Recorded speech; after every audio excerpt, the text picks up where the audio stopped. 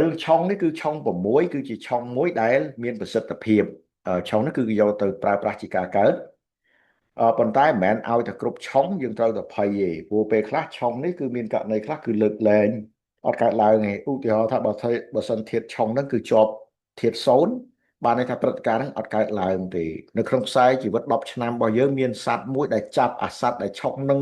ដែលចូលមកគឺព្រឹត្តិការណ៍ឆុងអត់កើតឡើងទេ ហើយ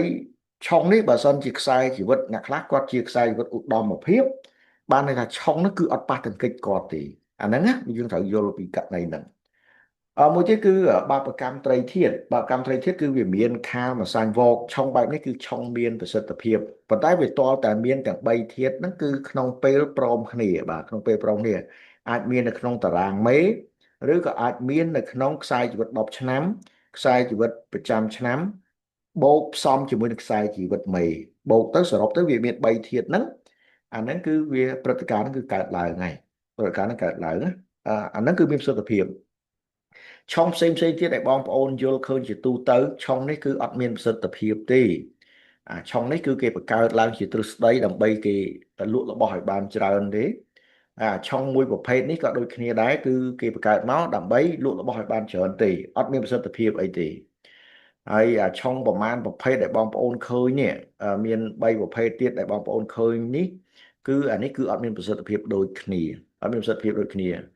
អញ្ចឹងដូចខ្ញុំបានបញ្ជាក់អញ្ចឹងគេបង្កើតទ្រឹស្ដីហ្នឹងគឺក្នុងន័យដើម្បីលក់របស់ឲ្យបានច្រើនវាអត់មាន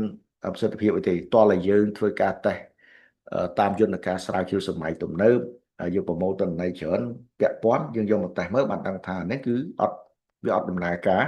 វាមានជាទ្រឹស្ដីក្នុងសភៅក៏ប៉ុន្តែវាអត់មានប្រសិទ្ធភាពវាអត់មានឥទ្ធិពលអីទាំងអស់ចា៎បានបងប្អូនចាប់ពីថ្ងៃនេះទៅគឺគួរកែប្រែនៅផ្នត់គំនិតបើសិនទាំងអស់នឹងមានប្រសិទ្ធភាពមែនណាគឺប្រកាសជាអន្តរធានហើយពីព្រោះ12ឆ្នាំត្រូវជួបបញ្ហាម្ដង12ខែជួបបញ្ហាម្ដង12ថ្ងៃជួបបញ្ហាម្ដង12ម៉ោងទៅជួបបញ្ហាម្ដងអញ្ចឹងលើលោកនេះគឺប្រកាសជាយើងពិបាកនឹងរស់បានហើយសិតតែបញ្ហាទាំងអស់ចានេះគឺអត់ទេមែនតើអញ្ចឹងឧទាហរណ៍ឆ្នាំក្រោយជាឆ្នាំមមីអញ្ចឹងអឺបងប្អូនខ្លះគាត់យល់ថាវាមានសត្វឧទាហរណ៍ថោះក៏អាចឆុងជាមួយនឹងមមីអីចឹងណាឆ្លូវក៏ឆុងមួយមមីអីចឹងជូតក៏ឆុងមួយមមីហើយនឹងអាសេះហ្នឹងក៏ឆុងជាមួយនឹងមមីខ្លួនឯងដែរមមីក៏ឆុងមួយមមីខ្លួនឯងដែរបាទអឺការយល់បែបហ្នឹងគឺជាការយល់ខុសឆ្គងទេតាមពិតឆុងដែលខ្ញុំលើកឡើងគឺមានប្រសិទ្ធភាពមានតែមួយទេសម្រាប់ឆ្នាំក្រោយគឺអ្នកដែលកើតឆ្នាំជូតប៉ុន្តែជូតក៏មិនមែនប្រកាសថាអាក្រក់ដែរវាមានករណីខ្លះគឺល្អខ្លាំងសម្រាប់គាត់ឧទាហរណ៍អ្នកដែលមានអឺទឹកបូកជូតនៅក្នុងតារាងមេបើសិនគាត់ឆ្នាំក្រោយគឺជាឆ្នាំភ្លើងបូកមមីអាហ្នឹងគឺល្អខ្លាំងសម្រាប់គាត់វិញឯងអញ្ចឹងយើងត្រូវមើលថាតើអាធាតុហ្នឹងវាជាប់សូន្យអត់អីចឹងទៅនៅក្នុងតារាងខ្សែជីវិត10ឆ្នាំហ្នឹងមានធាតុដែលចាប់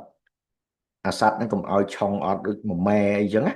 បាទមានមួយម៉ែអត់អញ្ចឹងបើសិនមានវាអត់កើតឡើងទេហើយឆុងដែលខ្លាចជាងគេគឺឆុងបំបែកអនុគមធាតុទេបើអត់បំបែកអនុគមធាតុมันត្រូវខ្លាចទេ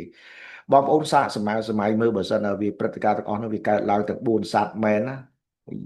មិនដឹងថាយើងរស់នៅយ៉ាងម៉េចកើតបាទយើងនឹងមានបញ្ហាជាប់ហើយប៉ុន្តែបងប្អូនមានបញ្ជនច្រើនហើយរហូតដល់អ្នកខ្លះក៏4ទសវត្សរ៍អ្នកខ្លះ5ទសវត្សរ៍6ទសវត្សរ៍7ទសវត្សរ៍8ទសវត្សរ៍អត់មានរឿងអីកើតឡើងផងហ្នឹងកើតឡើងក្នុងកម្រិតមួយដែលយើងអាចគ្រប់គ្រងបានទាំងអស់ចានេះគឺទ្រឹស្ដីដែលគេលក់របស់ទេបើសិនតែគេគិតថាឆុងជូតនេះឆុងបានឆុងមួយមមីតែមួយករណីបានន័យថាក្នុង12សត្វនេះគឺមានតែមួយសត្វទេដែលរត់ទៅទិញរបស់ដើម្បីកាត់ឆុងណាបាទដើម្បីកាត់ឆុងអញ្ចឹង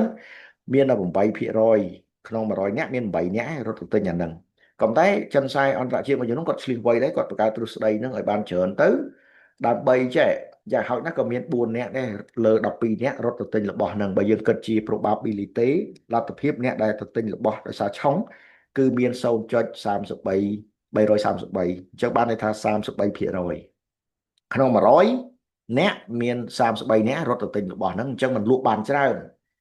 តាមពិតមូលហេតុគឺអញ្ចឹងទេគឺគេកើតទស្សន័យនេះគឺក្នុងន័យដើម្បីលក់របស់ទេហើយសំណួរបងប្អូនឲ្យសួរថាតើកាត់ឆុងកាត់អត់ចាំបាច់ទៅកាត់ឆុងធ្វើស្អីព្រោះឆុង បានន័យថាប្រែប្រួលឬផ្លាស់ប្ដូរយើងទៅកាត់ឆុងធ្វើស្អីព្រោះឆុងគឺឆុងដោយសារកត្តាពេលវេលាមកទេឧទាហរណ៍ឆ្នាំក្រោយជាឆ្នាំភ្លើងបូកមីអានេះគឺកត្តាពេលវេលាតាវាមកឆុងជាមួយនឹងធាតុនៅក្នុងតារាងមេរបស់យើងជូតនឹងបាទជូតអញ្ចឹងយើងទៅកាត់ឆុងធ្វើអីសំណួរសួរតើហេតុបានគេមានការកាត់ឆុងព្រោះអានេះជាកត្តាចិត្តសាស្ត្រព្រោះមនុស្សយើងគាត់ថាយើងគិតថាមានបញ្ហាជាងភ័យហើយបើបានទៅកាត់បន្តិចវាធ្វើយើងអស់ចិត្តទេតាមពិតវាអត់មានប្រសិទ្ធភាពអារឿងការកាត់ឆុងទេការកាត់ឆុងអានេះគឺជាអ្វីដែលខ្ញុំបានរៀនច្រើនឆ្នាំហើយខ្ញុំបកស្រាយលក្ខណៈជាវិទ្យាសាស្ត្រដែលផ្ទៀងផ្ទាត់បានត្រឹមត្រូវល្អក្នុងករណីនេះអញ្ចឹងសម្រាប់ល្ងាចនេះគឺខ្ញុំបញ្ចប់ត្រឹមហ្នឹងហើយអរគុណច្រើនណាស់ចំពោះការយកដាក់ស្ដាប់របស់បងប្អូនហើយសង្ឃឹមថាបងប្អូនជួយរួមចំណែកផ្សព្វផ្សាយអ្វីដែលល្អហើយ